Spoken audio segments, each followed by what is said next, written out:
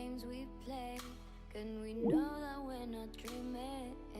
We have this feeling that we can't explain. Do this every day, but love will find its way. I feel your presence, but I can't help but notice that you are missing where I need you most. I'm so cold inside, but I can't stop this fever.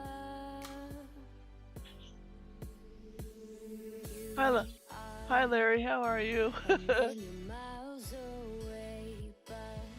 I think I might have hung up on you. Sorry.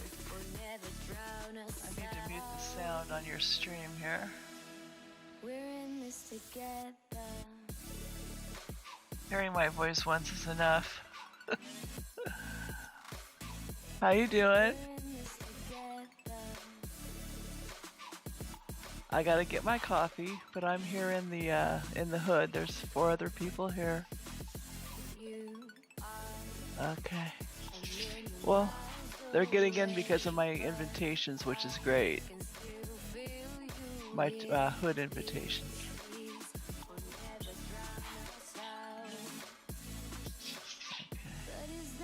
Okay.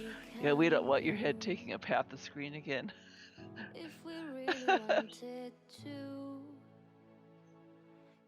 Oh, really? Oh, cool. Want you, but can I swim across these seas? We're in this together. We're in this together. We're in this together. We're in this together. We're in this together.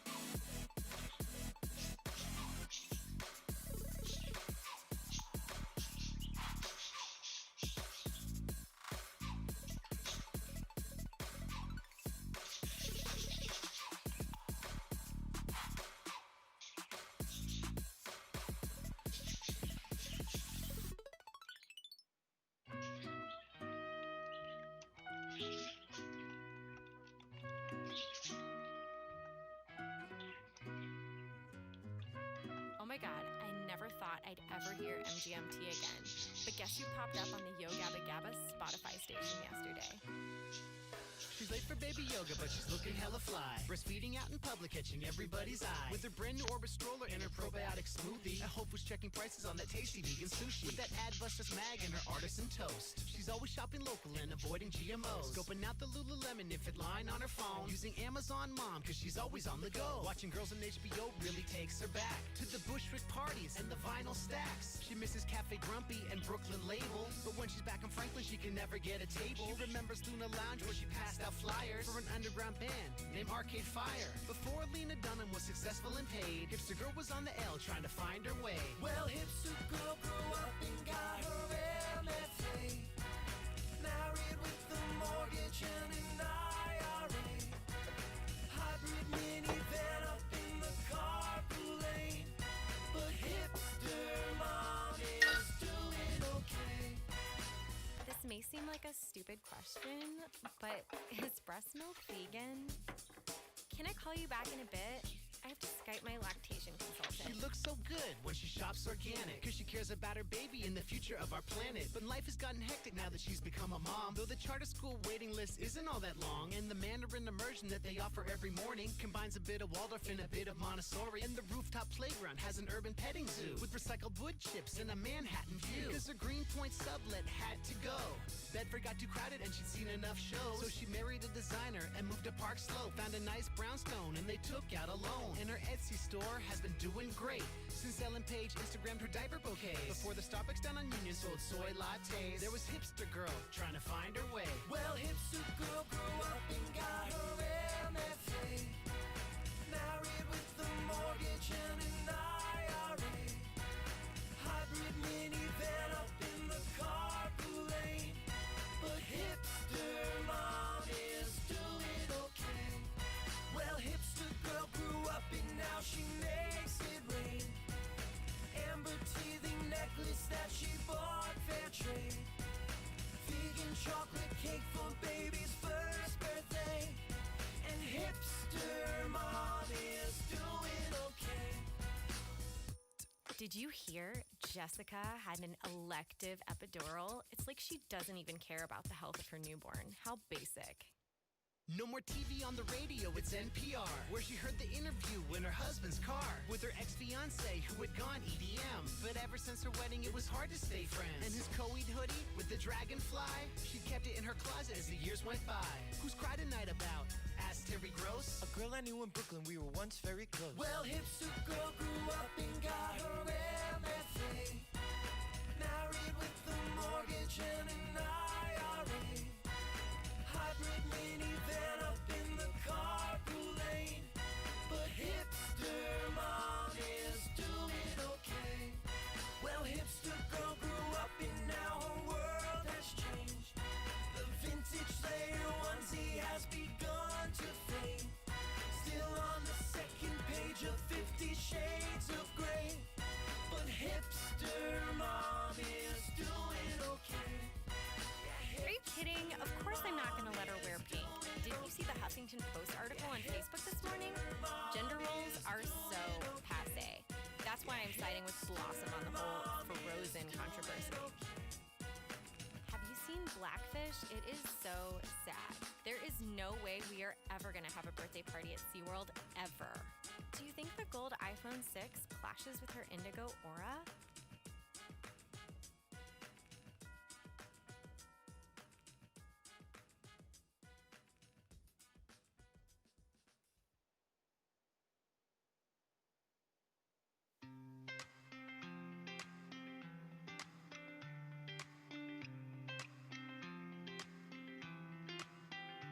Give it all you got until someone take you to the top so you'll become everything that you've been dreaming of. Baby, I've been in LA for too long and I still ain't found a place to call home. Ain't no fun in making it all alone. All this glamour at Grammy parties ain't the same. Had me wishing that I never got on that plane. Now I'm stuck in California, just trying to get to you. I might drive back down to Georgia and wait there for you. I seen the fame, baby, they can have it. It ain't got nothing on you. Now I'm stuck in California with dreams that came true.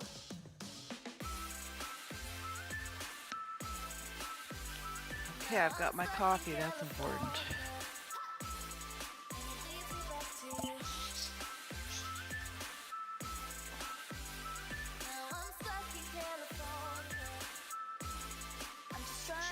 To you.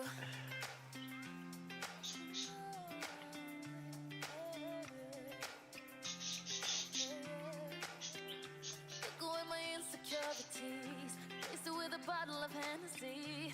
Baby, I think that they all remember me.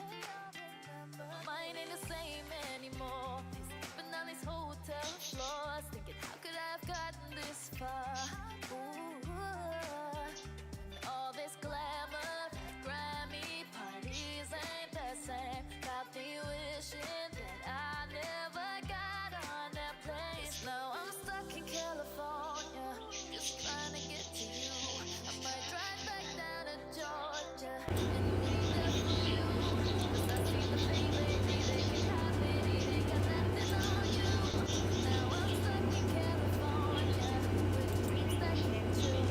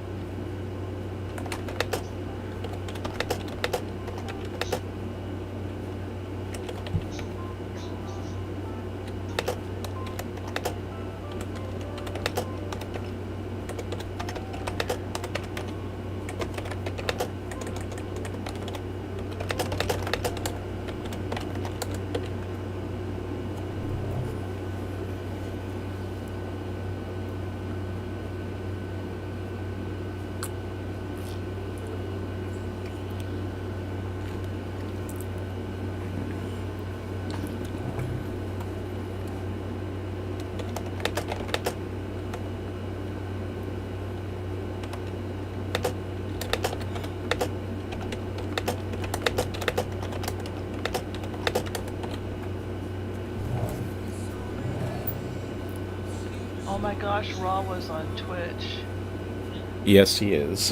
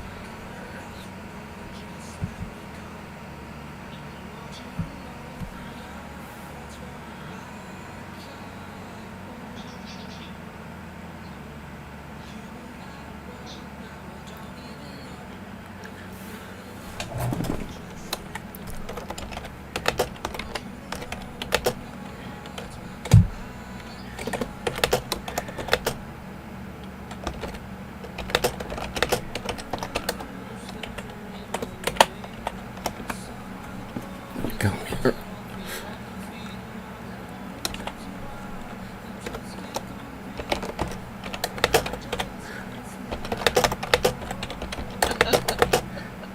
Not that kind of fly.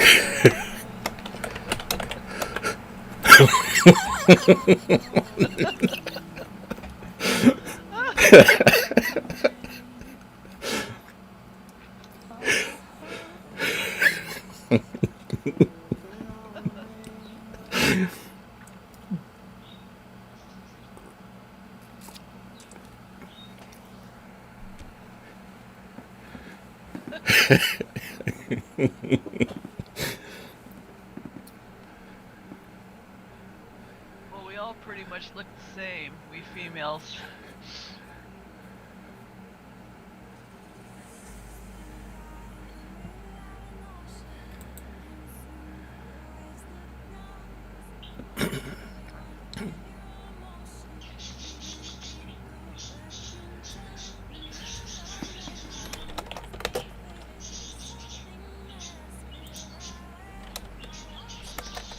Oh, you're tiny today.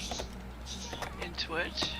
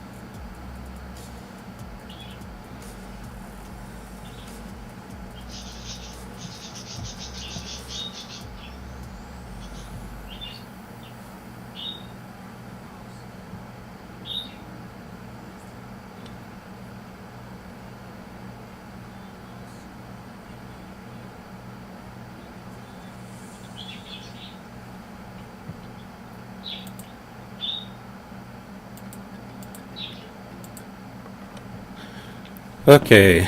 Can everyone hear me?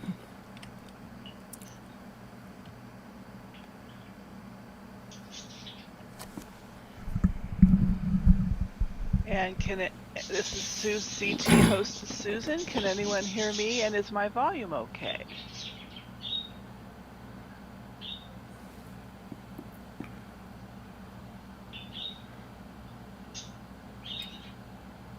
Actually, I'm going to. It occurs to me that I've always had the ability to turn down your volume at my end, and I kept forgetting about it. Okay. So I just cranked it down just a little bit. Oh, was it too loud? Okay. Yep. Well, I wouldn't say that, but I'm hearing you over Skype anyway, so I couldn't tell Right. in the game. Anyway, it's just about that time, so if you'll begin the festivities. Okay, welcome everyone to our 10th Cavern Tour. It's probably no secret we're going to be continuing in Gahreesen today. One of the most important things that each of you does is to buddy Larry, Mirabot, and me. To add Mirabot to your buddies list, you're going to type add buddy 34319, and I've typed that on the screen in the hood. Parts of this tour may be a little bit noisy today from a gameplay perspective. If it is too noisy, you can press F4 to bring up your control panel and then select audio settings and turn down the first 3 sliders. Mirabot is already situated where we're going to be going, and when Larry gives the word, we're all going to be PMing the letter W to Mirabot to join him there. But Larry, do you have anything else to say? Okay, just one note about politeness. Richard A. Watson of Cyan is watching at the moment, and his internet connection's not the best, so he may drop out later. However, it is okay to say hello to him, but remember he's here for the tour too, so please don't try to pester him with questions or anything along that line. And speaking of questions, during the tour, Larry will be answering questions. He will pause from time to time. But if you do have a question while he's speaking, go ahead and type it on the screen, and I'll do my best to remember what your question is. Does anyone have any questions now?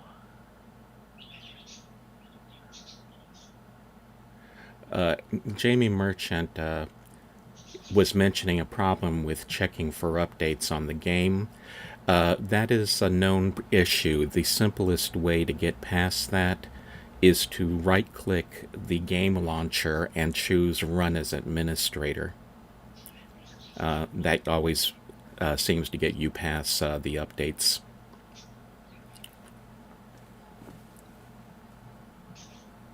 I don't think Jamie's with us here in the hood yet. Okay.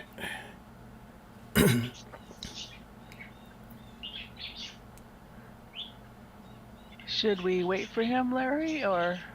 He'll catch up. Alrighty. Can you type out the 3 people to buddy on in the chat? Sure.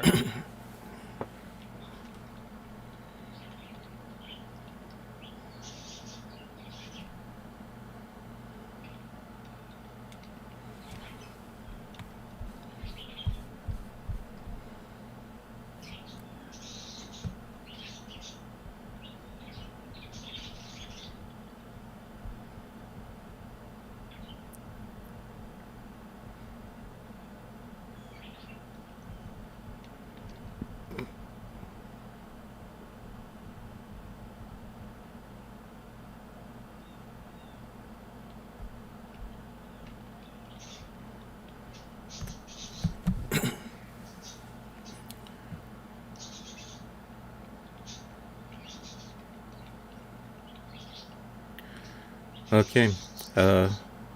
Murphak, is the bot set up? Yes, he's in the prison. Okay. Thank you, Murphac. All right. Everyone, please PM the word link to Mirabot.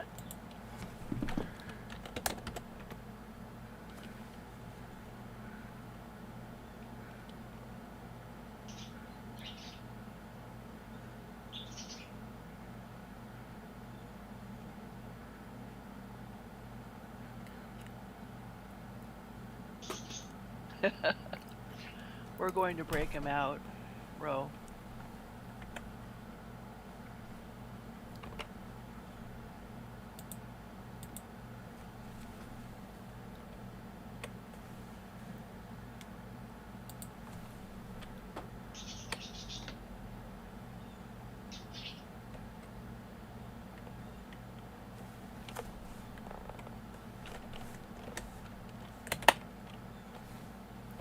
One other thing I want to mention is if you happen to become separated from the group, all you have to do is PM the word find Larry to Mirabot, and you will be instantly warped to Larry.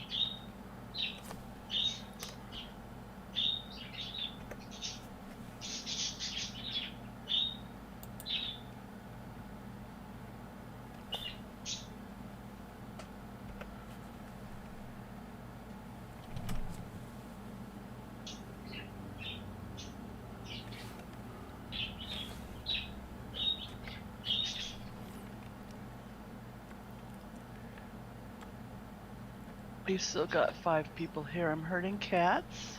Okay.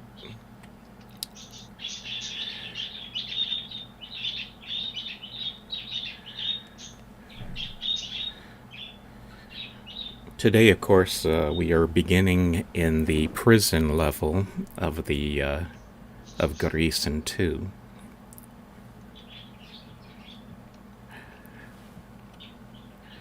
So just try to find a little bit of space for yourselves if you can, as best you can. Say we'll be out of the prison room or the prison cell as soon as possible.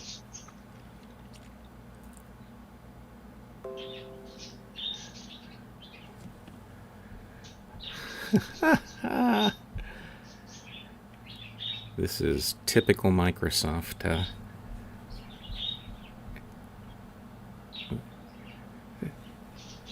The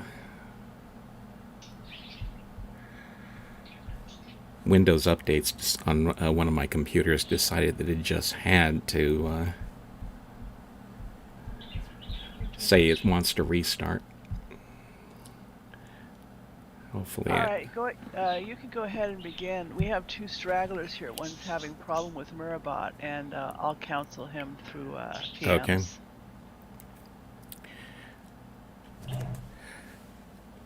Now, if I remember correctly, it was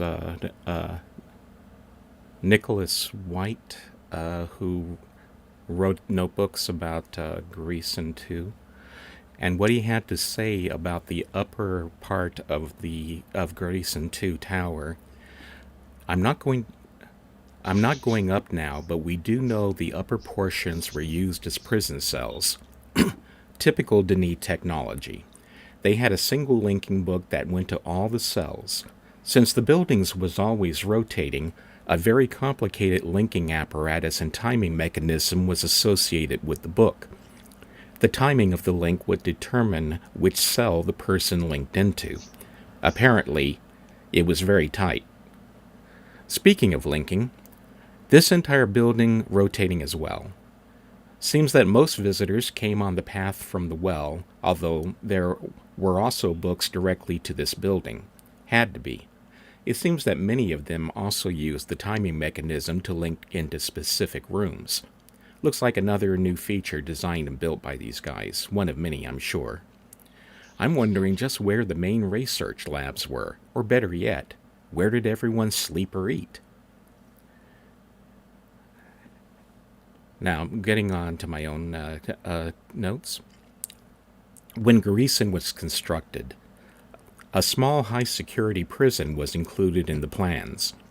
From the size, it was probably intended mainly for use in holding prisoners who were awaiting trial or punishment, or perhaps to hold prisoners who were to be released. To make escape as difficult as possible, it was built at the top of Gahreesen 2, and there's a very thick layer of solid Nara between the bottom of the prison and the rooms of the headquarters below it. There is no method for traveling between the two parts of the structure. The prison is only accessible by linking from outside the age. Long-term prisoners would not have been kept here because they were usually sent to prison ages, and while there are references to death ages, it was very rare for the Denis to impose a death penalty. This facility has 3 levels. The top level is open to the air and would have been used by guards watching the main access corridor and the outside environment. The native animals seem to have been regarded as a major hazard. This area seems to be heavily seeded with what I surmise to be motion sensors. Like every other exposed area of Gahreesen, this level was protected with shields, spikes, and guard posts, all turned outward. If you look upward towards the pinnacle of the building when we go upstairs, you'll see that there are even more defensive structures up higher.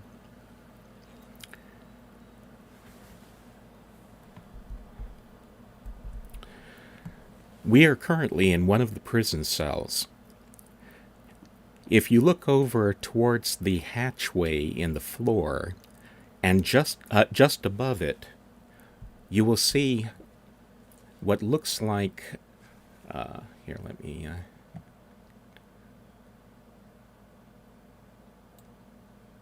Eek. I didn't mean to do that. I'm hitting the wrong keyboard. That's what I'm doing. There we go. It's a little hard to see, but you'll see that there's what looks like a trapeze bar with a set of manacles on it. Those manacles and the trapeze were the method by which you could get a prisoner into or out of this cell when he was after he had been linked up here. A guard would be up here to release the prisoner from the manacles once he had been lifted into the chamber, and also to close the hatchway behind him once he had been released. If a guard was going to be taken out of the prison chamber, again, he would be required to wear the manacles and hang off the trapeze bar while he was lowered.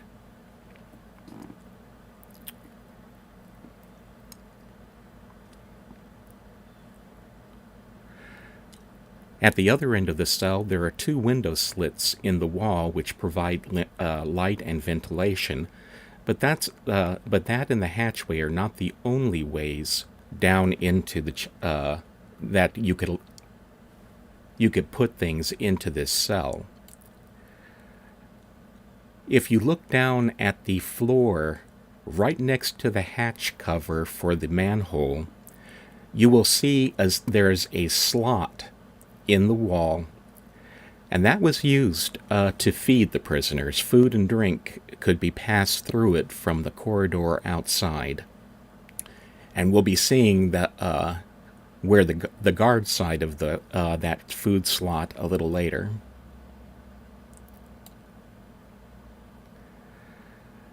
Tiger Lily is saying that it's odd that the opening is on the floor, and that's because it's an added layer of security. You'll be seeing that when we go downstairs, which we will be doing in just a moment. As a matter of fact, there's really not an awful lot more that you can say about the prison cell, so let's go ahead and go down.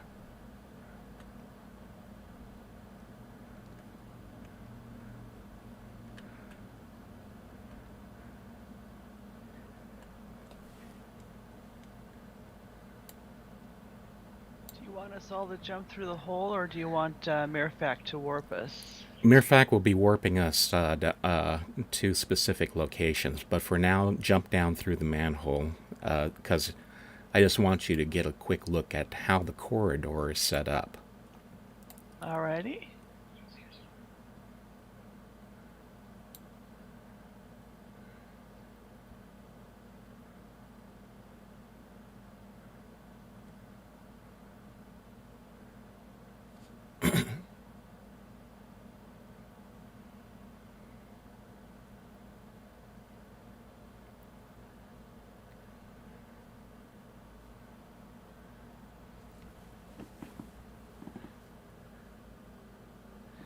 When you get down here, head towards the outside of the building, near to where I am standing.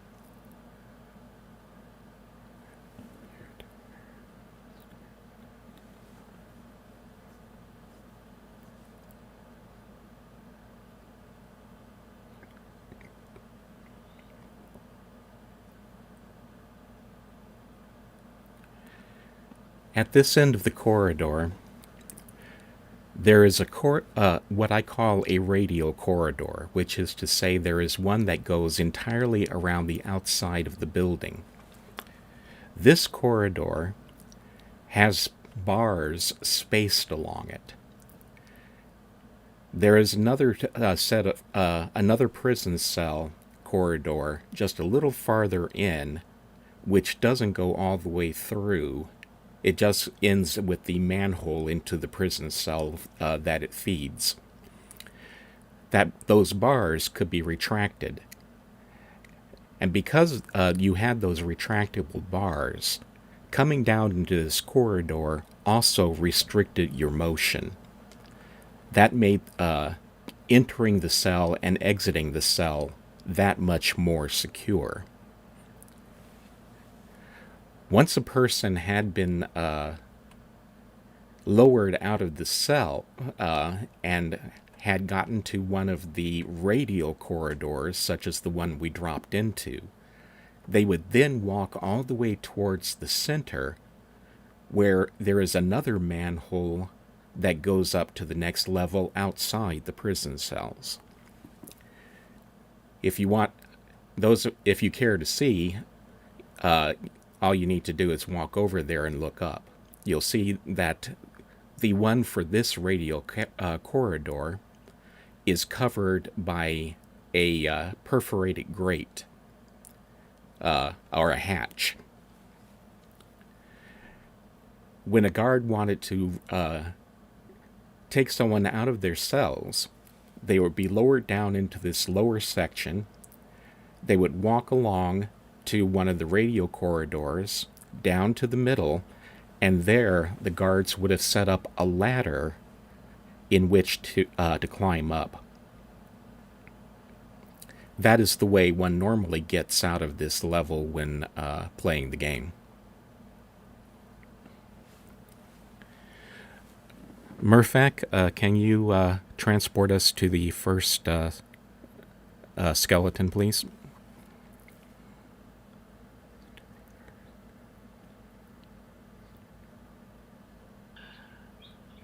First, you tell him to jump down a hole, and now we're going to visit a skeleton.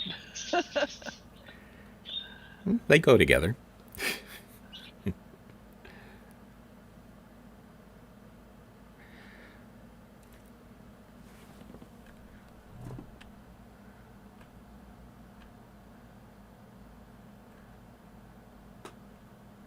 Okay, let's see, which way is it?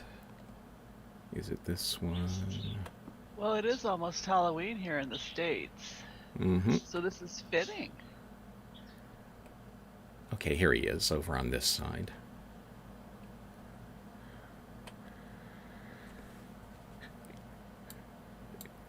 To show you that the corridor scheme was effective at keeping prisoners from escaping, we have this gentleman here who is a case in point. He was able to pry the hatch off of his cell floor. But once he got down here, that was the end of the line.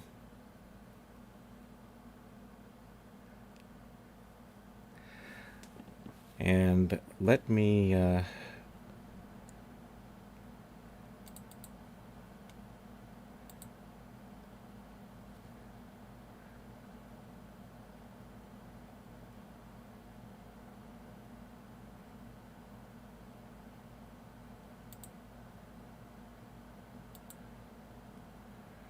in case it's a little hard to see, I'm going to put up a picture on the stream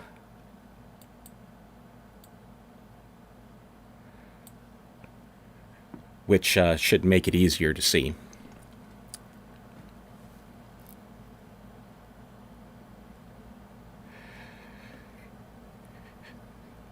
When the fall of Denis came, the guards evacuated the age, apparently. But needless to say, there were still a few prisoners left over, and this poor gentleman was one of them. Apparently, he survived the fall of Denis, only to meet his end trying to figure out how to get past these bars.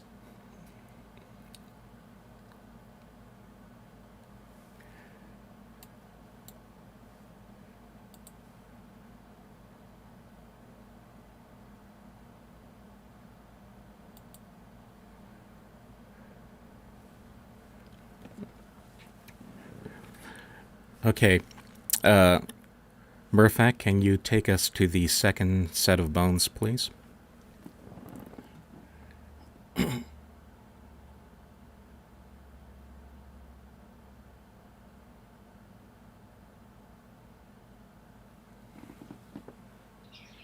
I wonder why they never disposed of him properly.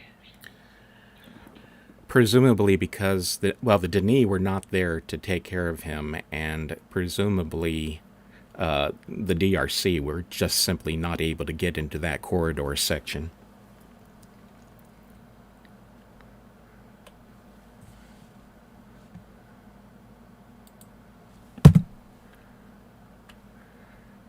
Now let's see, this way. In this set of corridor, if you face towards the outside window of the building and then look to your right, you'll see that there's another set of bones over here. These bones are a little less explainable because they are non-human. However, they do look very similar to bones found in the age of Teledon.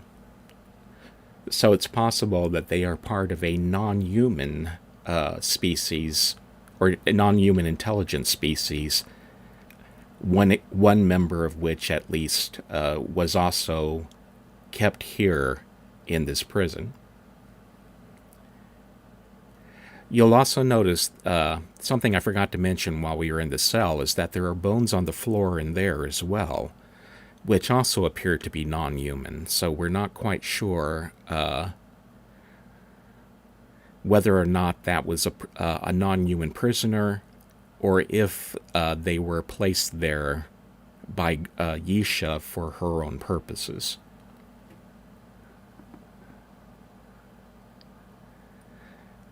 It is correct that these are not Baro.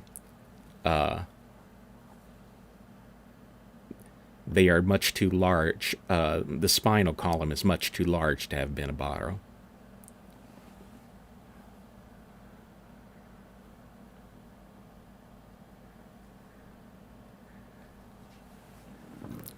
Okay, when you're ready, Murphak, please take us up to the corridor outside the prison cells, the middle level.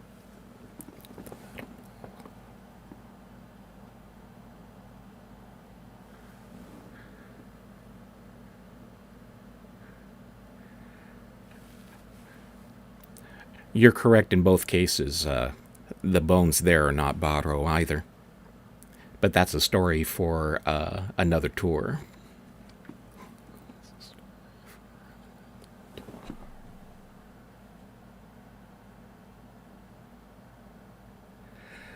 While we're waiting for Murphak to work his magic.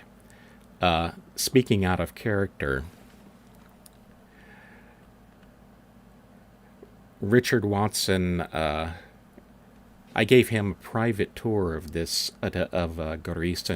one time, and he mentioned that at Cyan, when they were building the game, very often they would not have the time to come up with all new graphics for things. And so they would just look around at existing game files until they found something that would do. So in this particular case, the bones that we found down there are most likely from Teledon, and the skeleton that we first saw was the second coming of Kadish, because they borrowed his bones from Kadish Talesa.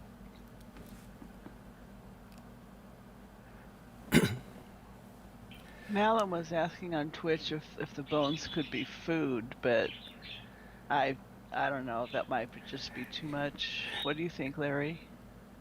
It would be a logical thing to think, except that bones can be used as tools, so the guards would not supply them. And secondly, those bones are much too large to fit through the food slots. Those are basically the size of a tray, and no bigger. Speaking of which, if we look over here, where I am now, and if you look down towards the floor, this is the opposite side of the food slots, where the guards could slip a tray of food into the cage, or prison cells, I should say.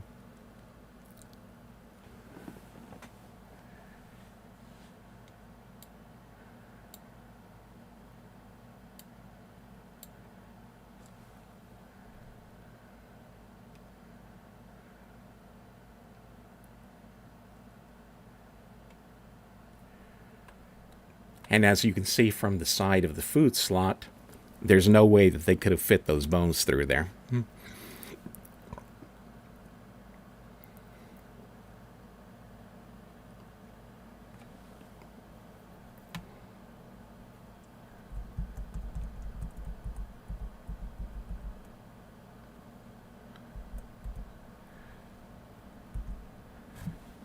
We also came out right next to the ladder that I mentioned that the guards would install whenever they wanted to bring a prisoner up from the prison cells.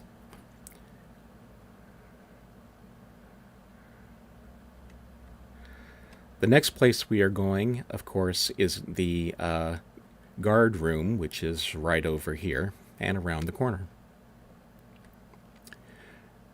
As you walk along the corridor, notice that there are food slots spaced along it. There is one for every prison cell.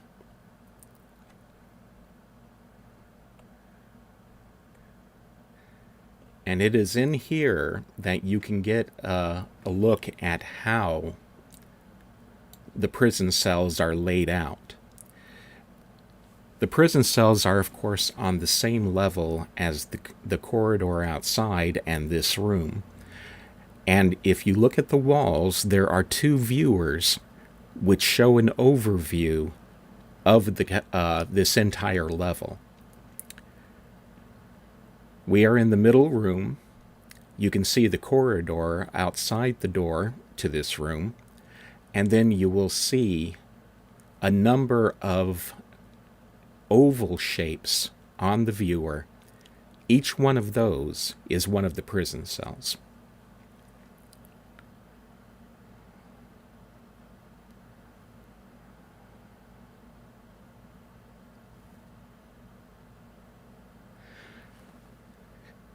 One of my guesses, which has not yet been confirmed or denied, is that those viewers were able to actually keep track of people who were in the prison cells and on this level. So presumably, if it were working right, and my theory is correct, then we would have seen some sort of indication of the prison, of of the inmates and the guards who were here on this level. Rojethy is reminding me that there are 21 prison cells in total, each of which could hold 2 prisoners, so there could have been a grand total of 42 prisoners, 18 cells. Yeah, so that's 36. So there could have been a grand total of 36 prisoners here at any one time.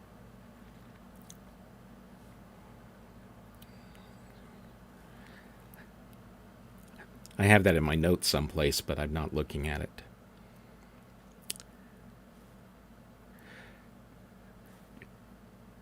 In notes, this is also called the linking room, which means that the plate that you see in the center of this room was likely a spot where people linked in and out of the prison.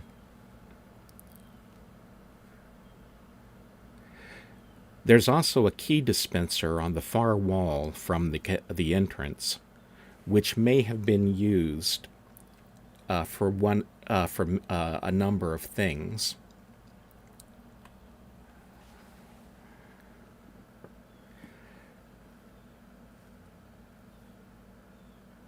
It could have been used to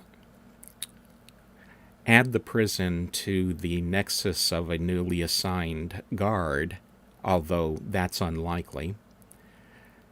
It could have been used to access programming for a new guard's key device.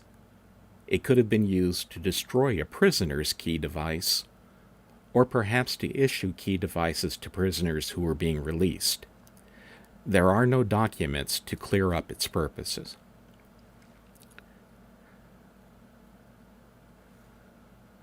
Yeah, it is 18 prison cells. There's my note. The guard room contains 2 maintainer heavy armor suits, which are mounted on gimbals which can be swung out from the wall. Once swung out from the wall, it would have been possible for the suit to rotate on the ring you see above it.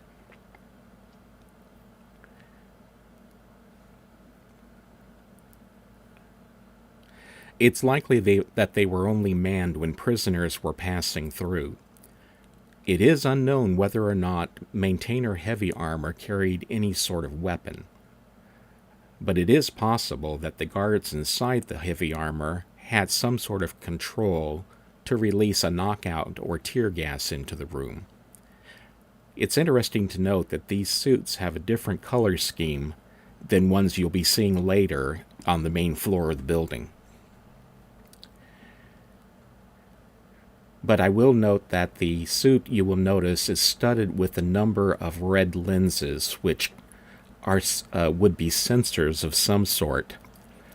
Cameras, heat sensors, motion sensors.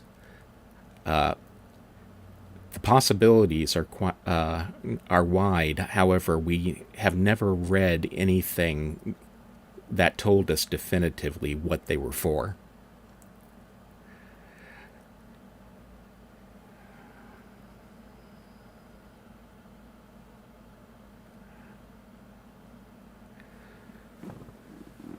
Okay, Murfak, finally take us up to the top level.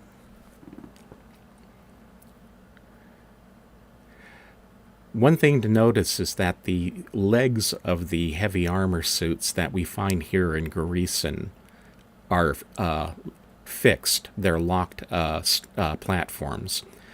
So the suits themselves probably did not move.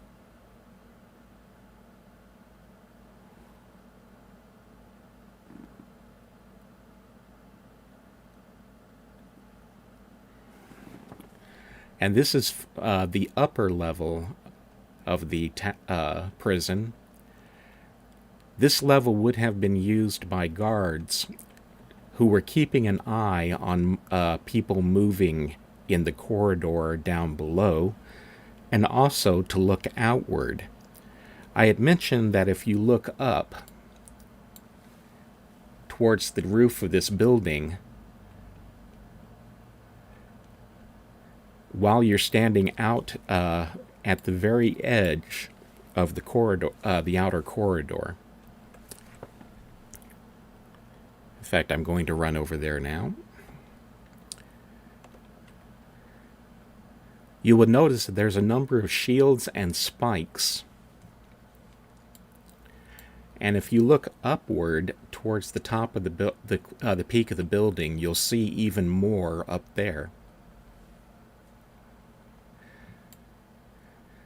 For whatever reason, it's mentioned that there are giant creatures that were considered quite monstrous in this age.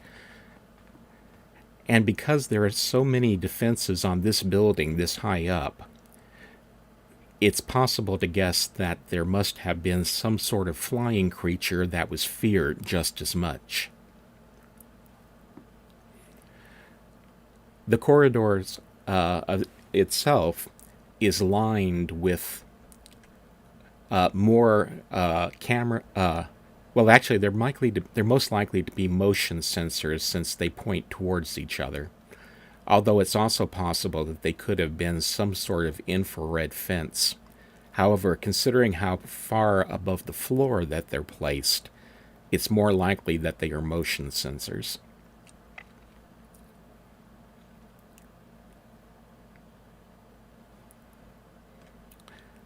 Melon's asking if there's another level a bit above this one, but I don't think so. I think this is the roof. This is the only, there's only 3 levels up here. The bottom level, which contains the corridors, the middle level, which contains the cells and the guard room, and this upper observation level. I have gone on the outside of this building up higher, and there's no sign of any floors up there.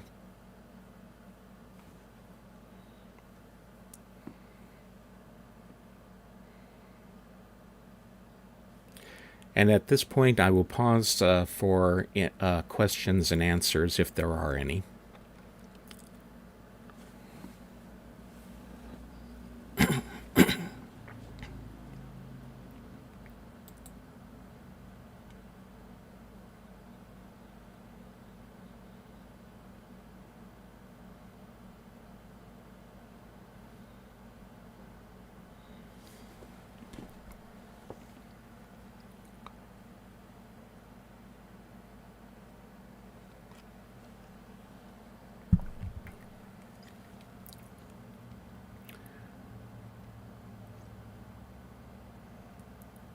By the way, the prison level was most likely a completely separate operation from the rest of Gahreesen.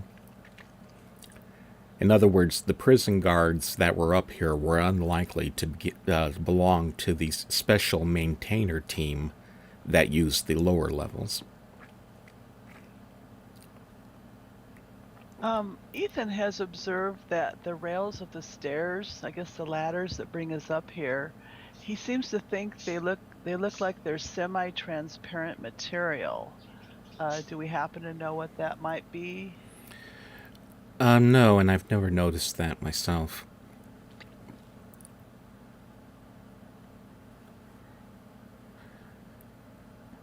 There really isn't an awful lot of information that is available, so most of what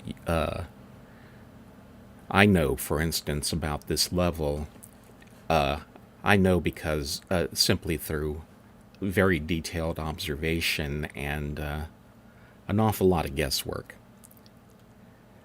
But having given Richard Watson a tour of the place, he never mentioned anything that I got particularly wrong.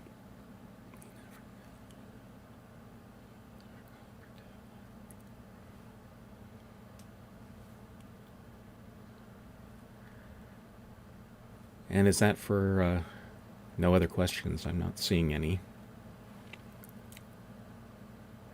Okay, Murphak, when you're ready, please take us down to the lower part of the building.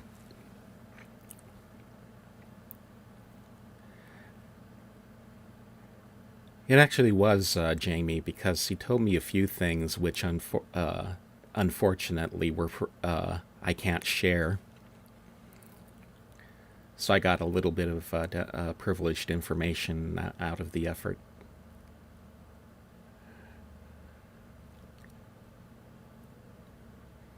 Is Jamie PMing you? I'm not seeing him in my text chat. He's chatting on in the game. Huh.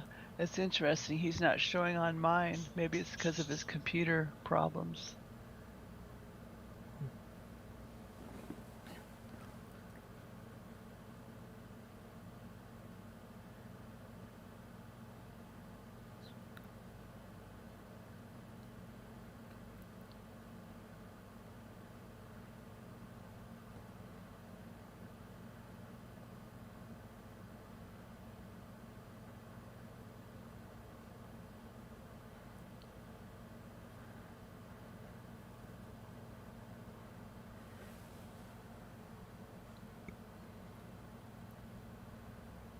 That's possible.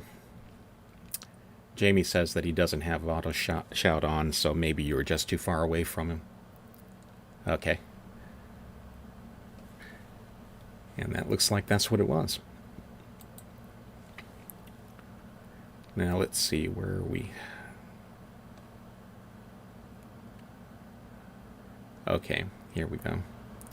So we are outside one of the mud rooms in the main corridor.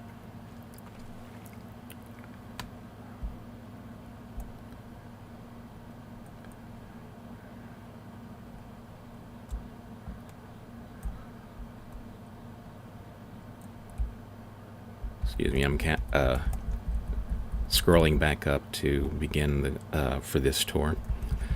Okay. This again is the second building of the complex, which was designated Gahreesen 2 by the DRC. The security doors here are much heavier than the ones in Gahreesen 1 and take a correspondingly longer time to open. There are 3 sets of bolts that have to retract in sequence before the door can operate. This building was the headquarters of the elite division of maintainers that was that the Age was built for, and was organized. And the division was organized into 2 halves for the 2 teams that competed in training. Like Gahreesen 1, the building is rotated by water power channeled through an underground tunnel. Unlike Gahreesen's 1 pentagonal floor, it has a hexagonal floor plan. The building was mostly forbidden to outside visitors, and because the training here was top secret.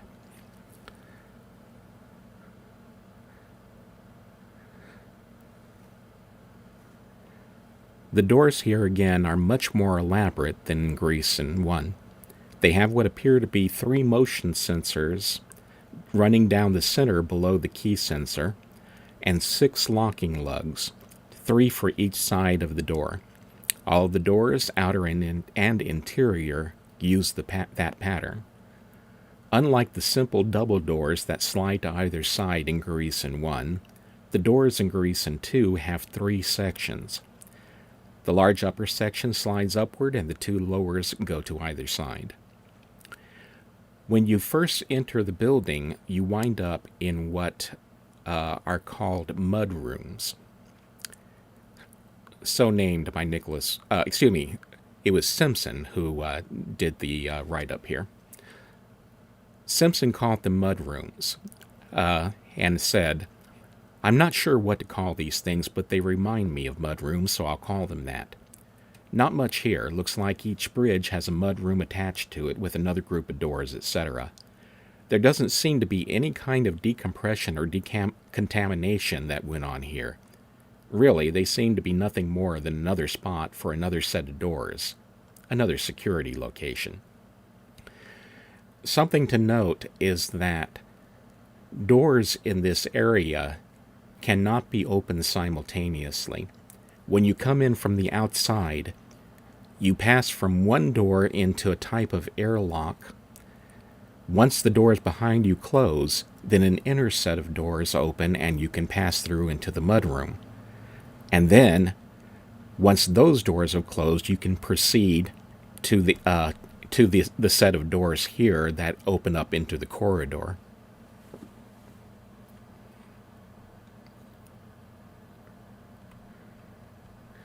And once you get to the corridor, you are greeted with more sensors.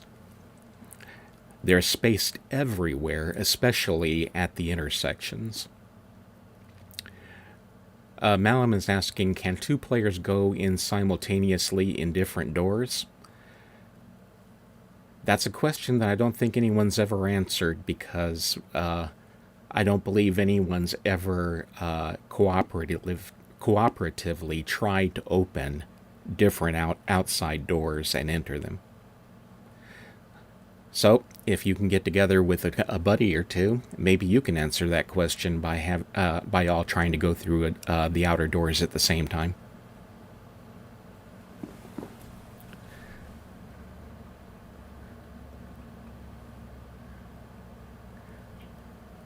I know as we enter the building, only one person can pass through at a time. That's correct. What he's talking about is that if you go on several different ramps and all get to the door at the same moment and then try to activate it by communicating with each other all at the same time, would it work? And I've never heard of anyone doing that before, so I have no answer for it.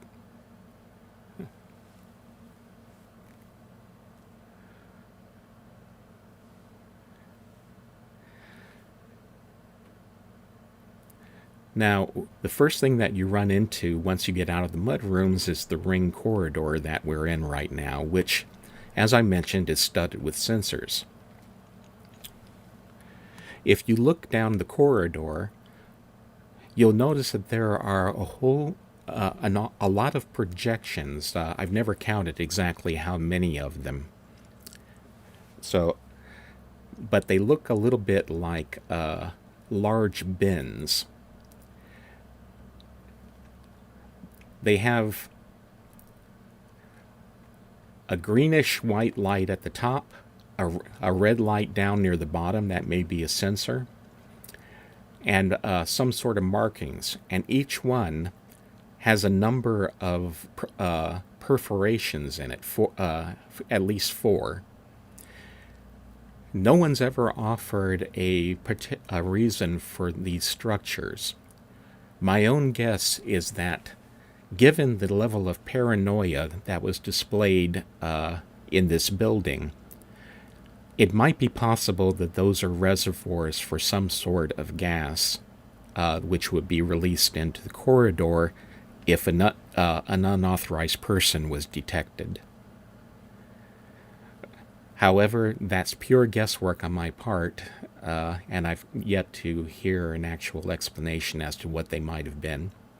An official one, I should say.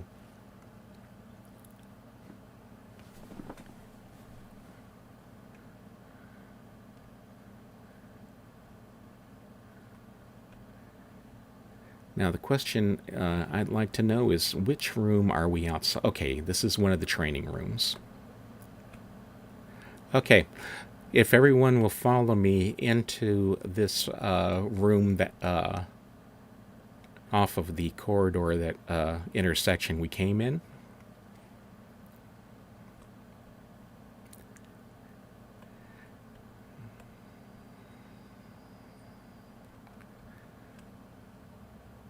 Darlene Watson is here, so welcome, Darlene.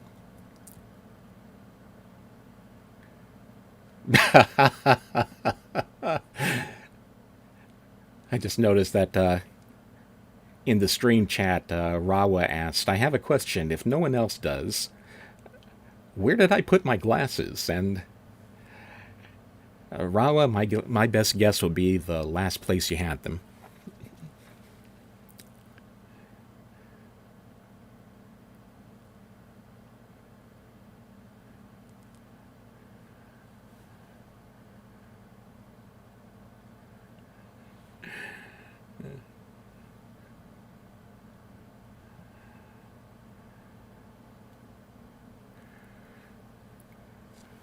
Okay, let's see.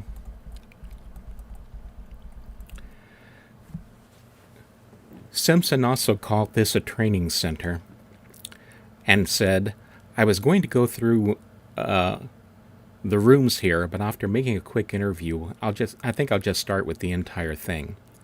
There are 3 types of rooms in the building, 2 of each kind. There is a control room, 1 purple and 1 yellow, a display room, 1 purple and 1 yellow, and then a conference room. Though these aren't colored, I assume that there is 1 for each team. The entire building seems to be centered on the massive wall in the middle. The control rooms control the wall, the display rooms display the uniforms that were worn on the wall, I presume, and the conference rooms allow the government visitors and high-ranking officials to confer about those training on the wall. C. So, control rooms first. And what he's calling control rooms, I'm calling the training rooms. As he mentioned, there are 3 rooms on this level for each of 2 teams, making 6 total.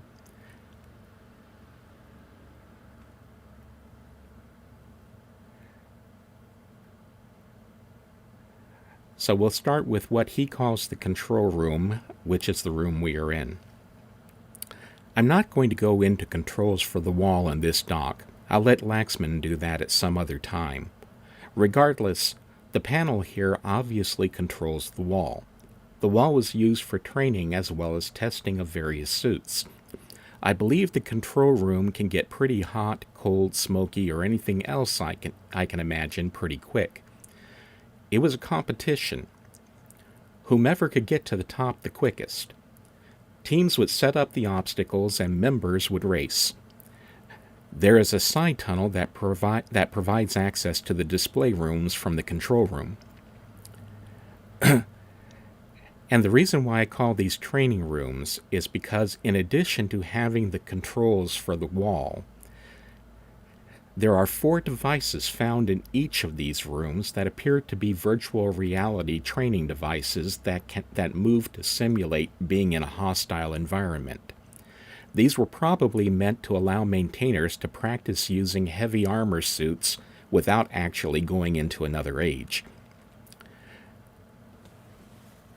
And that would be the 4 devices with pods that you see to either side of the room.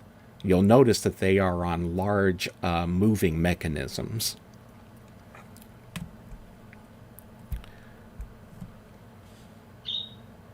Larry, if you have a chance, would you please aim your first-person view at the control panel? Oh, I was just doing that after I spoke about the training machines. Oh, sorry about that.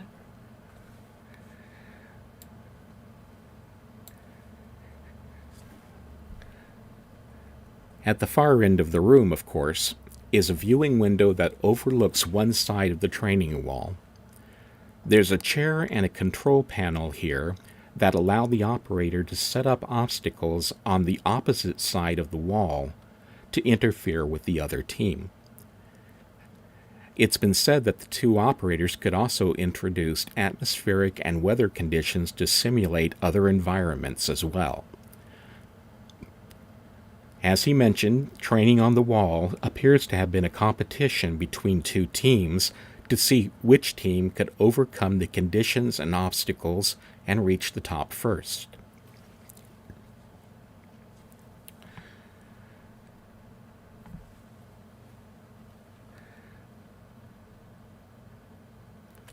Now, he had mentioned that there is a corridor, and that's where we're going now, into the next room.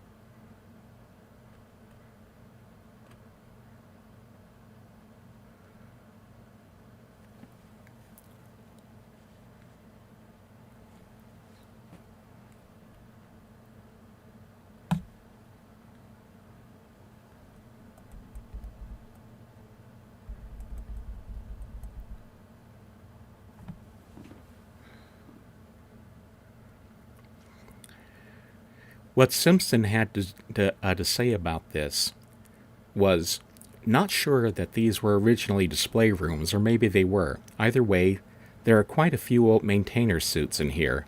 There is also the latest maintainer suit or skin here. I guess I should say the machine to put on the latest maintainer suit is in here. Now that we've had some time to look at this, it's incredible. We're talking about a suit that was skin tight, had linking abilities, etc., built in. Very high tech as far as the maintainer suits go. Very impressive. A maintainer would fall down the chute, and while traveling to the interior room / the wall, the suit would be placed on him. I'm begging to try this thing, but DRC is insistent no one does. Laxman already has somebody on it trying to figure out more. I'm first when they do. I think these rooms could basically be described as team locker rooms. And Simpson's final conclusion is the correct one. These rooms were equipment storage and dressing rooms for the two teams.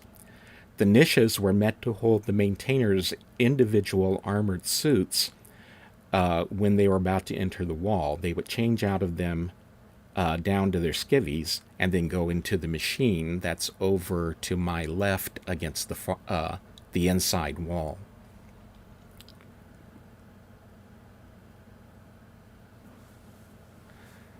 Once they entered the machine, it would dress them in a special hermetically sealed environmental suit before setting them down inside the wall chamber.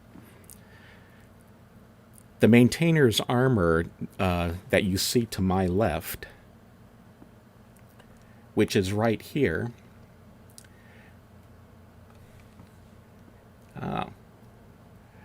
we have a model. Okay. This is what the maintainers wore when they were on regular duty. In other words, this was their everyday armor.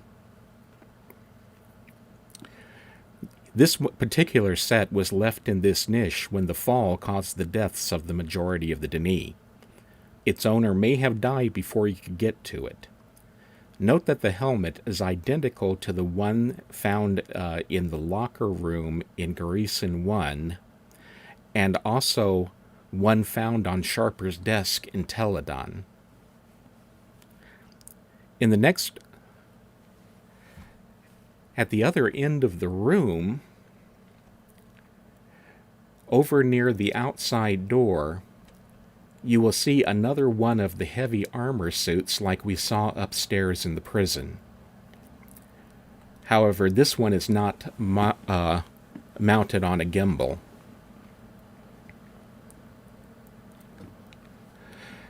These suits were used for the first investigation of a brand new age.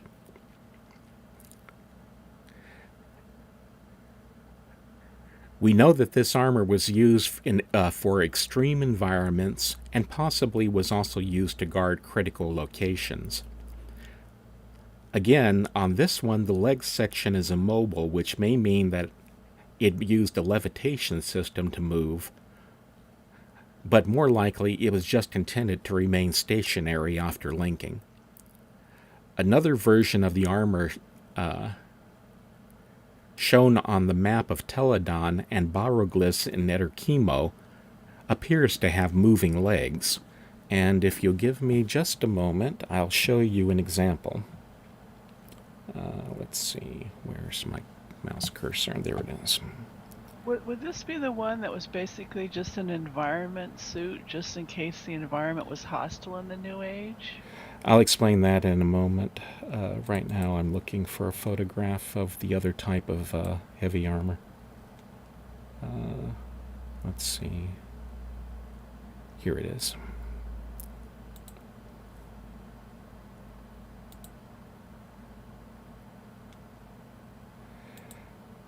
If everyone will switch over to the stream,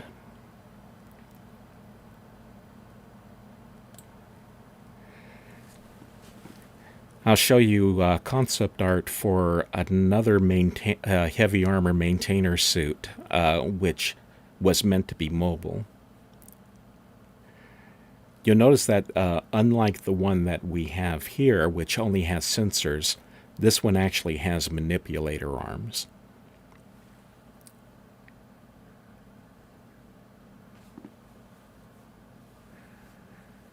Louisa, as far as the different number of lights on each arm, I presume that those are different types of sensors.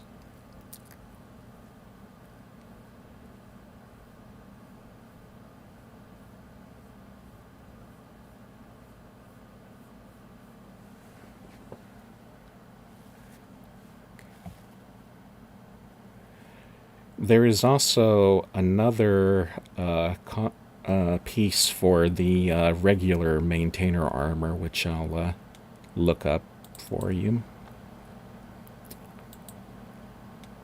I don't see any sort of clear pane to look out of. I wonder if they had a camera? Presumably, yes. The three sensors on the head, I would assume that at least one of those was a camera lens. And then also, I just changed the picture, and this is what a maintainer looked like out in the field. At least one version of their armor.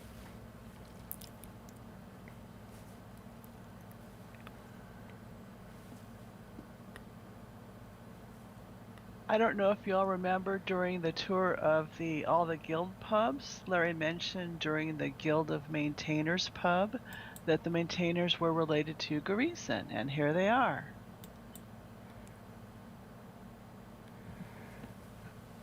Now, let's see. Murphak had a note that I need to look up.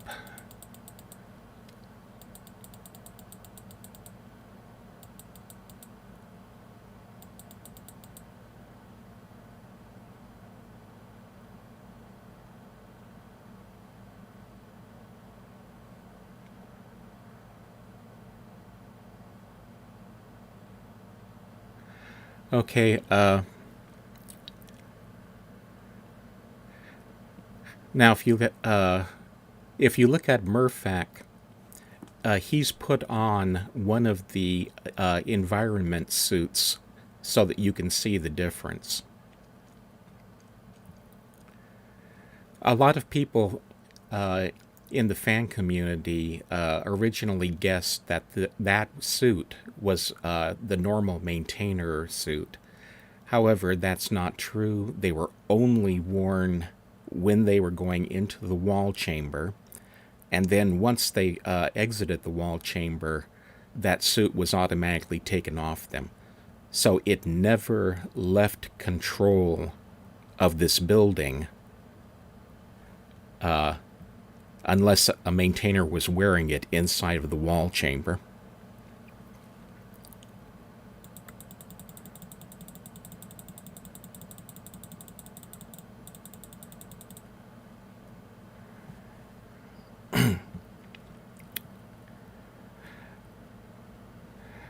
Maintainer light and heavy armor plating was not made of metal.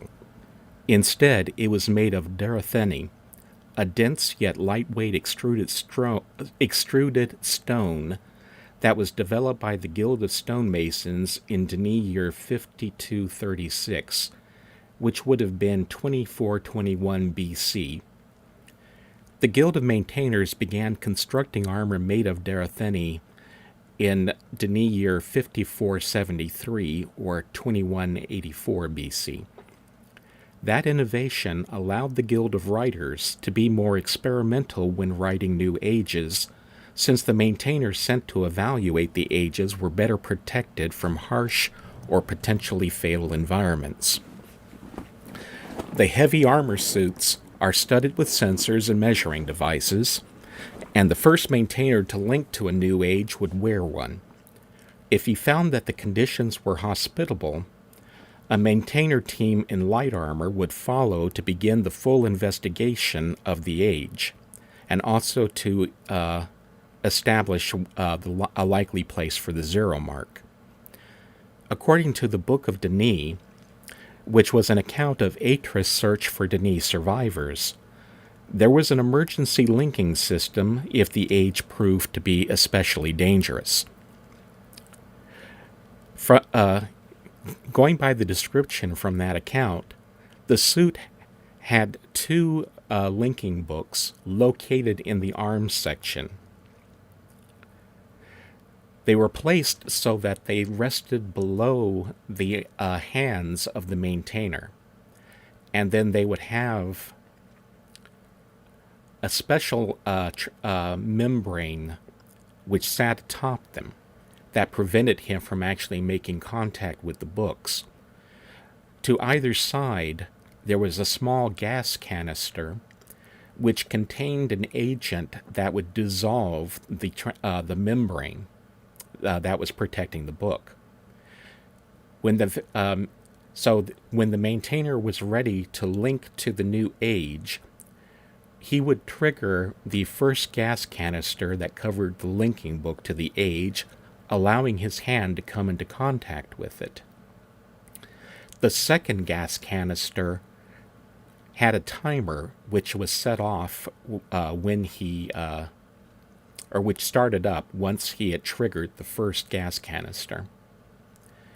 After a certain amount of time, that gas canister would automatically dispense the gas that would dissolve the membrane over the second linking book, which was back to a special chamber in the Guild of Maintainers headquarters.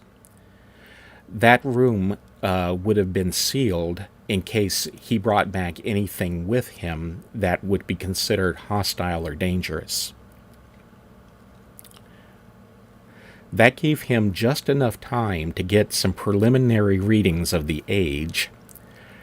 But if for some reason he was rendered unconscious, the automatic release of the gas to dissolve the membrane would allow his hand to fall onto the book and link him and the suit back, whether or not he was conscious.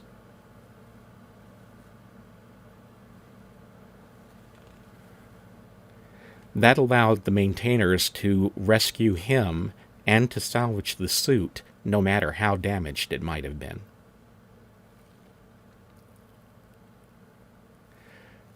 Something that is notable is that you can take a linking book with you, but you can't take it with you if you use it to link, according to the Denis technology of linking. Therefore, when he linked back, the linking book back to the Maintainers Guild would remain in that age until and unless they could send someone to recover it. But that would only happen if the age was safe enough to do so.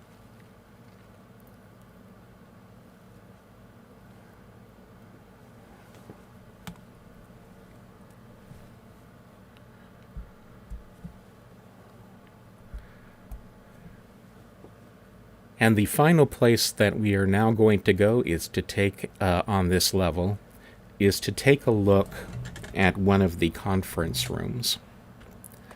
And we'll just walk over and do that.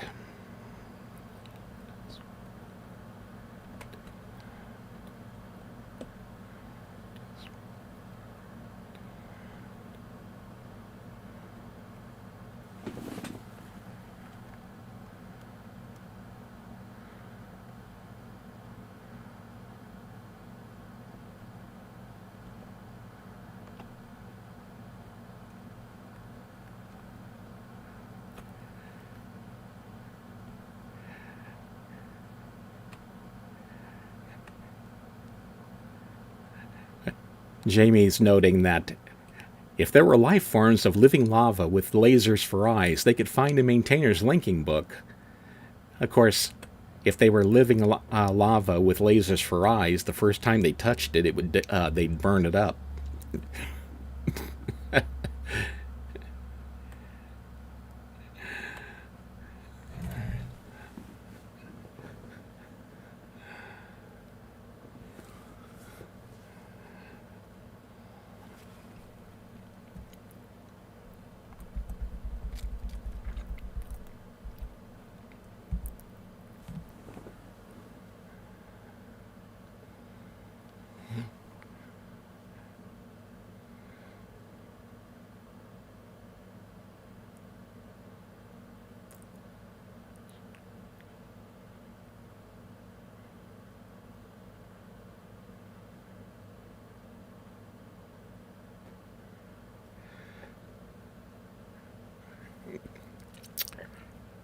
Jamie, that notes that you get the point.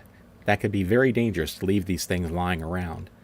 And yes, that was why when the maintainer, the heavy armor, was linked back to this to Denis, it wound up in a sealed chamber, where which was built especially in case something hostile came back with the suit or through the linking book later. They basically wind up in a prison cell until the maintainers could do something about them.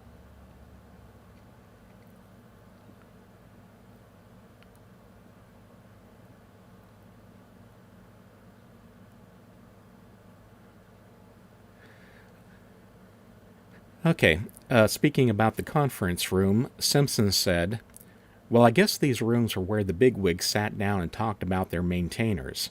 Obviously, they are set up to watch the wall, and there are displays that show the patterns being built and played on the wall. We'll never know, but I can see the guild masters in here watching their teams compete, preparing to send them out to some radioactive fireball age to see if their new suits can stand the elements." And yes, these small rooms are the conference rooms. It's notable that the conference rooms, while they have the Guild of Maintainers symbol on the lamp and the symbol, if you look at around the walls, they're all studded with the symbol of the Guild of Writers. Each conference room has 6 large wall viewers and a window overlooking the training wall. It is true that the Guild of Writers and the Guild of Maintainers were close partners in many respects, since the Maintainers were responsible for approving and policing the ages written by the writers. The wall displays show the training wall and presumably would have shown any patterns or of obstacles set up on them. There is one of those displays behind me and one on the other side of the room, so they would have been able to see how the two teams set up things for their opponents. The next viewer is a map of this level of Gahreesen 2. It shows all 6 of the training of the rooms, the ring corridors, the mud rooms, and the training wall chamber. So it would have been also a security device, just like the map was up in the prison level. And of course, the third viewer, for some reason, is not displaying anything, so I have no idea what it might have been used for.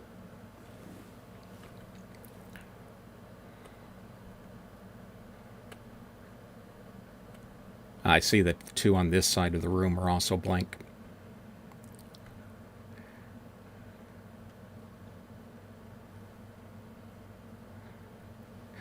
Okay, do we have anything, any questions about anything we've seen up to this point?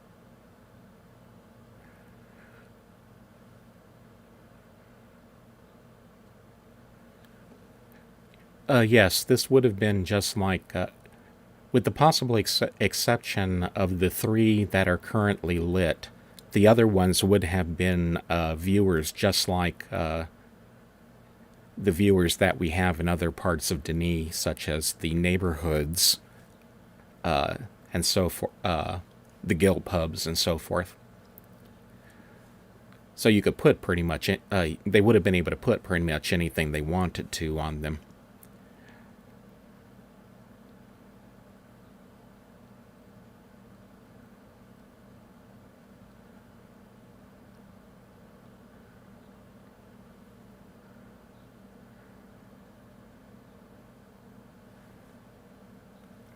Okay. In that case, it's time for us to go off the beaten path. Murphak, if you would please, let's go into the wall chamber.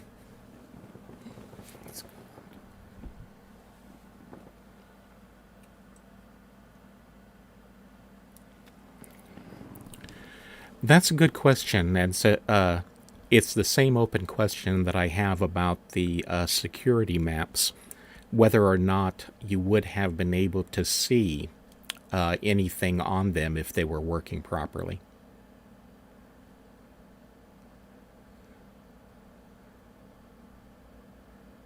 By the way, I was answering Roe asking whether or not you could see a maintainer climbing up the walls on the maps.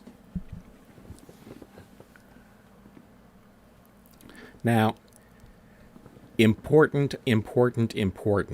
Do not climb the ladder up the wall. Yes, that means you, Ro. The reason is because this room is buggy as all get out, and you will crash the game for everyone if you try to go up it.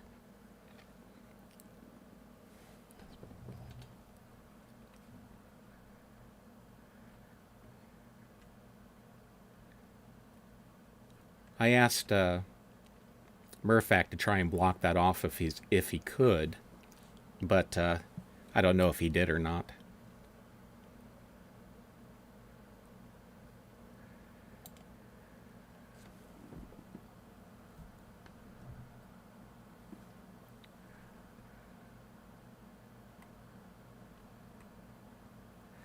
Are you sure, Murphak, that they can try climbing up the wall?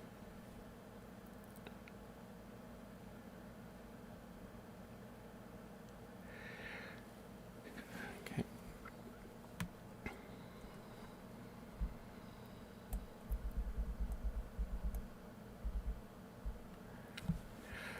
The wall is a training room located in the center of Gahreesen 2. Members of the maintainer team stationed here used it in competition with one another. It's a large, two-sided, climbable surface with shutters that can activate when weight is placed on them, dropping the climber back down to the bottom. The active shutters could be set from two opposing control panels, each setting up shutters for the opposite side of the wall from for the opposing team. The trick for the two teams was to remember where all the active shutters were once they were tripped, and the goal was to get to the top of the wall before a member of the other team did. To complicate the exercise, various weather and atmospheric conditions could be replicated in the chamber, which is why the teams wore special sealed environmental suits while they were here. The suits were only used in this chamber and were donned when the maintainer was entering the chamber and were removed once he left it. We saw the machine that dressed the maintainers and dropped them into the room from the opposite side in the dressing room. If you look over where I'm walking now, I'll get to that in a moment, Lawrence. This tube hanging down from a box at the top of the ceiling is the machine, as seen from inside the wall, that dressed the maintainer and then deposited him down here in the room.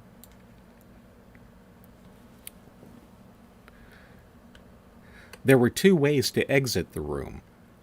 The first was to reach the top of the wall where some unknown mechanism automatically linked the person out of the wall chamber and into a special nexus that was made specifically for Gahreesen. The other way is over here, located underneath the window from the control room. You'll see what looks like a pedestal here with a glowing button on it. That button is a protective cover over a linking book that would have links you to the maintainer's nexus. Again, don't try to use it because with this many people in, it's likely to cause a bug to trip.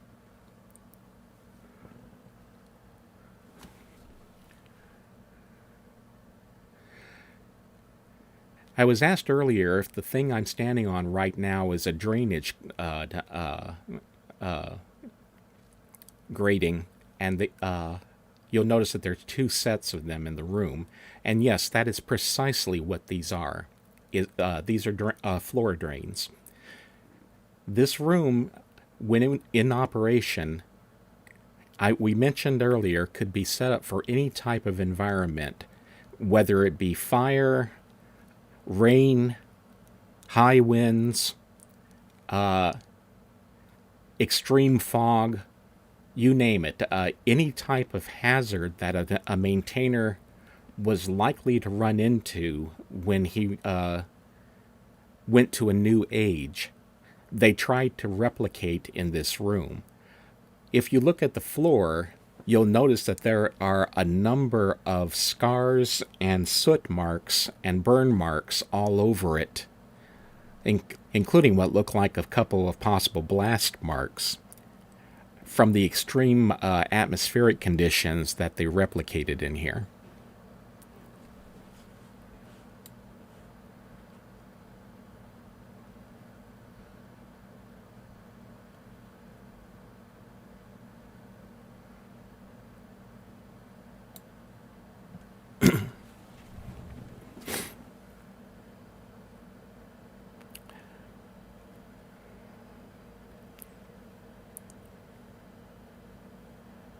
The maintainer nexus that I mentioned, by the way, is a completely separate age, because, of course, books written by the Denis rules of the art could not link from one place to another inside the same age.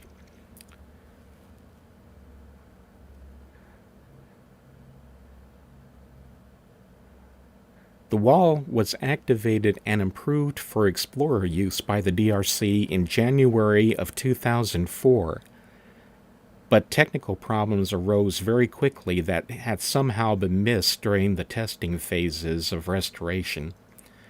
The access ports to the wall were deactivated again due to safety concerns.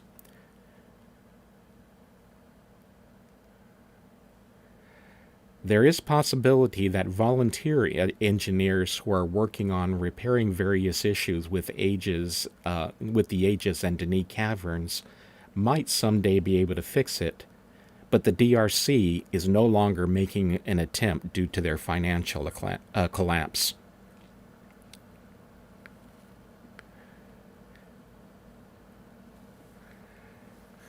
And do we have any questions in this room?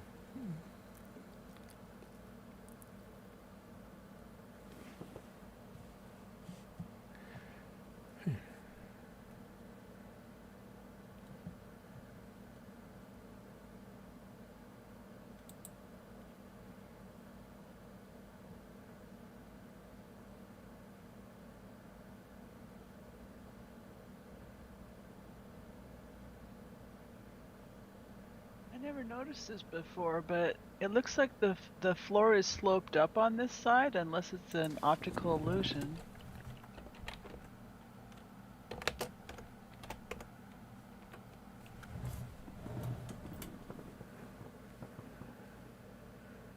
Yeah, the two sides are identical, so there's really not any point going over to look at it.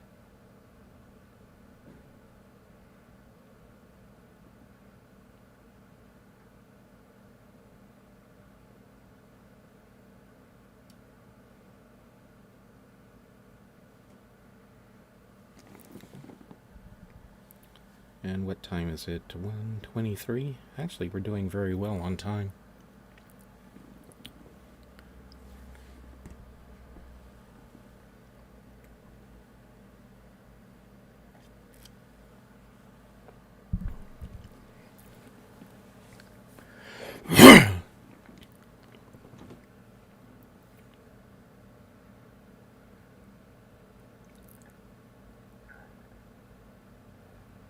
Okay. Now, as far as that goes, this is pretty much the end of what I can show you in Gahreesen. As was mentioned by Simpson, there's got to be living quarters, and the description of the age mentions laboratories and various other highly sensitive facilities that are the reason for all of the protections here. Darkwing Duck, don't go anywhere just yet, because we're not done. But whether or not those are higher or lower in the building, we don't know, because this is the only level that we can reach other than the prison.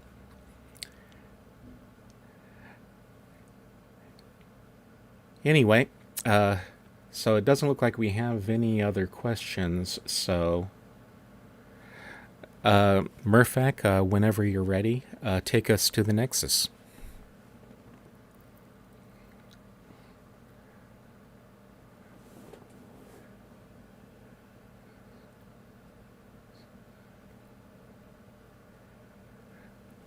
When a person exited this chamber, this is where he wound up. And let's see if we can get out of it.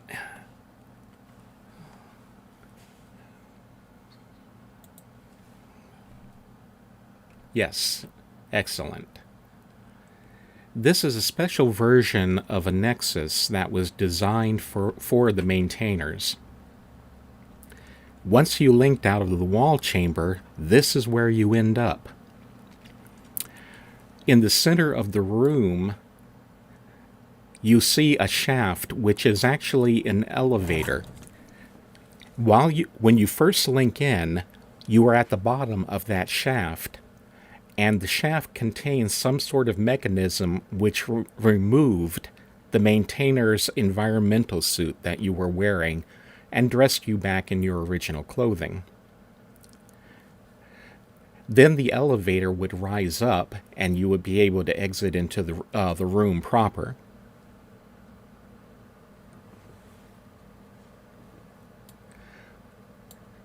Once you were here, you will notice that there are viewers here that show each side of the wall. Oh. Ro just set it off for us.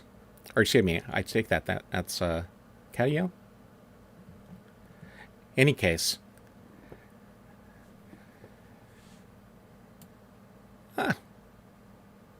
You found a way to get it working, huh? Anyway. So a maintainer who was finished running the course could wait here and watch the progress of the rest of the team on these viewers and be able to see both sides, which he would not have known about when he was actually running the wall. In order to get back to Gahreesen, we have a Nexus machine over at this side of the room, and you'll notice that it has two lights on it, one purple and one yellow. That's one for each of the teams. This machine is timed so that the book appears when it is safe for you to link because of the building's rotation. So you would wait for the machine to cycle, and the indicator light would tell you which book was coming out. So in this case, it looks like the purple book is now available. And that would link you to the control room for your team.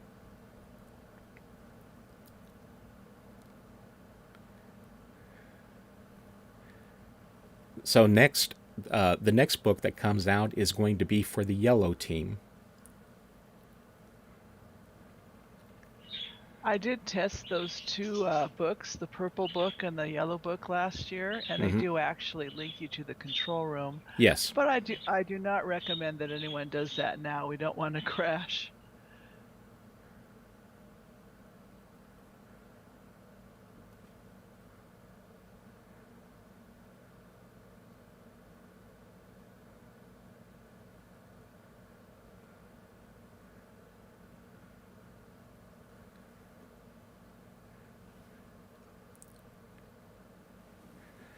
Jamie, as far as the game mechanism goes, if the things were working properly, what would happen is that you would go into the dressing machine in the dressing room, and then you would be dressed into the maintainer's suit, and the game would keep a record of what you're wearing in your game's avatar settings at the same time. Then, when you exited the wall chamber and came up through the elevator into this nexus, you would be restored to the clothing that had been saved at that time. Oh, Jamie, they would have been wearing an undersuit under their regular armor. And as far as in character goes, they would simply have the training suit put on top of that, and then the training suit would be removed, so they'd be back in the underclothing.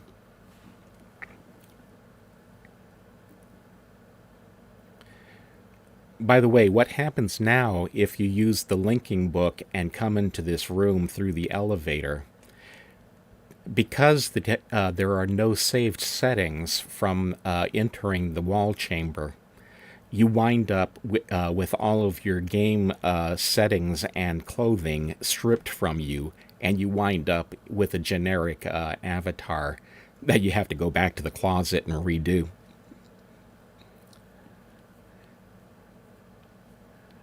That's why we didn't bring you in by linking into that elevator. Westar, they're not keeping track. They're timed. This room is on a timer that was set up to match the rotation of Gahreesen 2. Oh, as far as the displays go, how can you communicate with another person who's in another age using your key device? They had ways of transmitting signals between ages. However, nothing's ever been written about that, so we don't know exactly how it worked.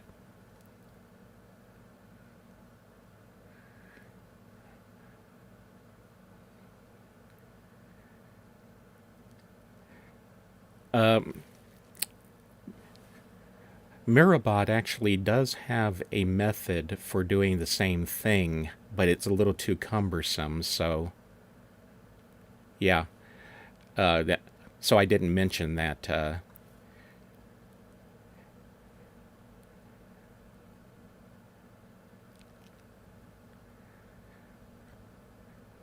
Okay, in any case, this is the last room of the Gahreesen tour. So if there are no questions, then I'll turn it over to Susan to close us out.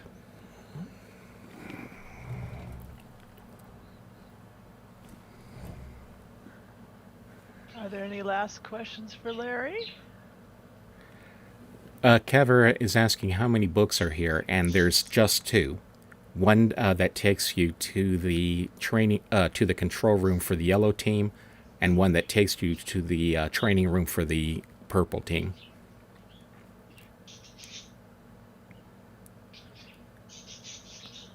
Well, thank you all for coming so much. We really enjoy giving these tours. And didn't Larry and Murphock do a perfect job today? Especially, well, both of them, but Murphock warping us around so flawlessly.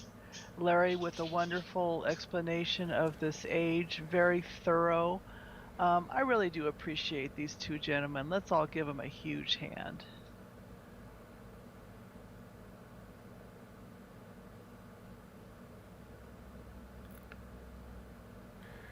And I do thank you all for coming and for your patience with me.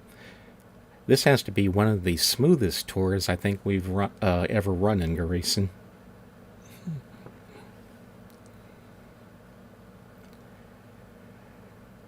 See. And thank you, Richard, for being here with us today. It's always a joy to see you along for one of the tours.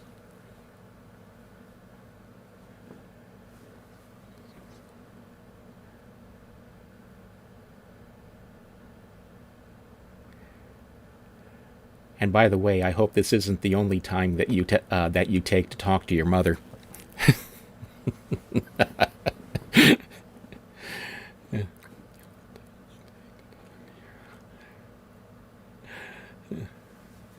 Let us know if you find your glasses, Rawa.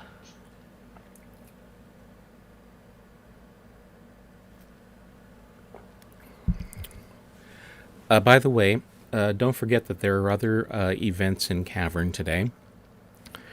At what is it? Let's see. 1300 key time, I believe it is. Is that when the story night will be for today? Let me check my schedule. I know karaoke is at 1600 in Karaoke's Hood. And European Story Night is 1400. Okay. 1400. Okay. Does anyone else have any special events to announce? The Guild of Messengers does publish an events keymail that I can send to any of you if you want. Also, they post a list of events in the Guild of Messengers Hood. And there's another American Story Night. Well, it's open to anyone. Tonight at 23:30 in Sano's Hood. I'll spell out the name of the hood.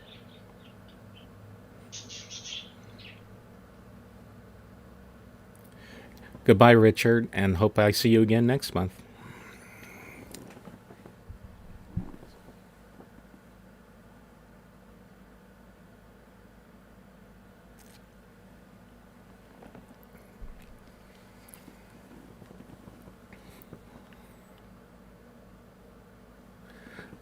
Yes, the karaoke that normally takes place on Saturday has moved from the karaoke hood to the new Messengers pub, which you get to by going to the Watchers pub and then through the book to the library.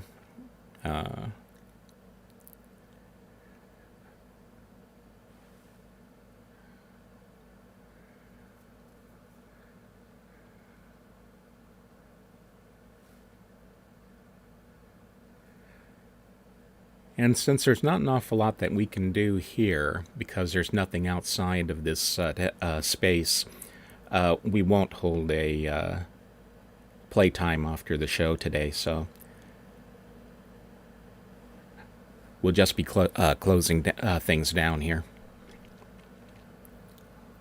Real quick, the next Cavern Tour will be the second Saturday. They're all the second Saturday of each month. It should be November 14th. And I believe that this is another one that people enjoy quite a bit, so you'll definitely want to be there.